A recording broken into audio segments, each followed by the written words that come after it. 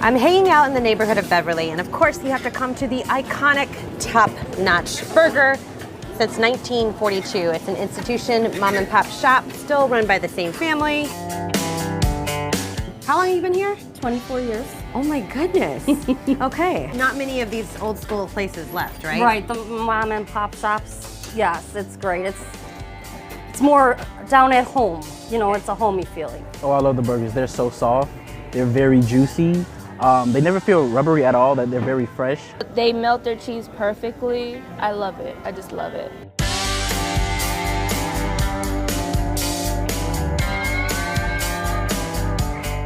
So good.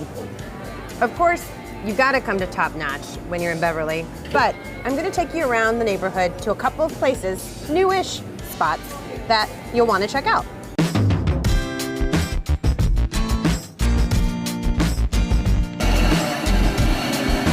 G, welcome to Ohana, the store where me and my wife opened, celebrating Shave Ice. As kids, you know, we kind of like to eat snow. Like, we don't like to share that information to a lot of people, but... Because we're sick of snow, right? Yeah, but that was her big thing as a kid. She would eat snow, and then she would try to add some sort of flavoring on it. Snow cream, right? Yes. We just came up with the idea of making a shaved ice store. We added ice cream. We also do a lot of shakes. Sundays, we do walking tacos. It's been amazing. The community loves us, and we love the community. Some of my favorite places in this neighborhood are the people that I frequent myself, and like RMH, which is the design concept store next door. Next to her is the Blossom Boys. They're awesome florists. Beverly is very, very inclusive. It's very diverse.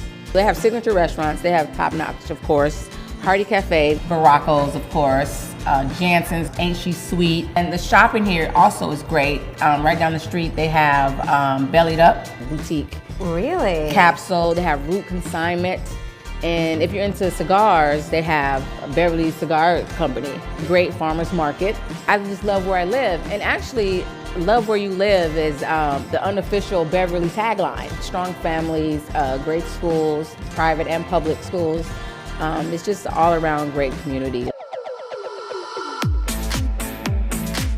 We're Wild Blossom Meadery, and we're the first meadery of Illinois. Instead of raising grapes, we raise honeybees. Instead of having vineyards, we have wildflower fields. So we produce honey, and we turn that honey into wine called mead, which is the oldest fermented beverage on earth. Before grape wine was around, is where it actually predates grape wine by about 2,000 years. They would serve it during wedding ceremonies because it was such a special drink. And then after the bride and groom were married, they would get an allotment of mead to drink every night for 1 month or 1 moon, and that's where the honeymoon comes from. It's honey, water, and yeast. Every flower makes different honey, so you'll get different flavors just from the honey. And then we may co-ferment it with blueberries or strawberries or raspberries or hot chili peppers. Greg had me try the Pirate's Blood mead, and it's in a bottle shaped like a skull for a reason, because it's pretty spicy. And if you're one of these people that likes the heat, you should definitely come here and try it.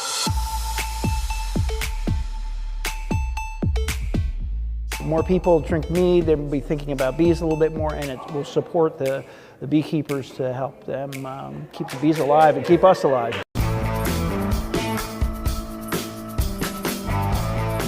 Tell me about this restaurant. It's Horse Leaf Hollow. We've been open since 2013. We're the most award-winning brewery on the south side of Chicago, and we have a global kitchen that specializes in a lot of Southern cuisine. Our gumbo's really popular. We do barbecue every night. How's Beverly welcomed you so far? Since day one, they welcomed us with open arms, and we've been working together. Well, it makes sense. You're born and raised Yeah, in the block neighborhood. away. Really? Yeah. All the artwork is all local artists. Every quarter it changes, so that's a big thing. We support a lot of live music, blues and bluegrass, and really our message and our company policy is to support the artists and artisans of the South Side. I want to change the national perspective on what they think the South Side of Chicago is, because I know how special it is. I know who the people are that live here, and we're all working together to kind of create a better place. To find all of these places we highlighted in today's video, head to the Chicago Sun-Times website.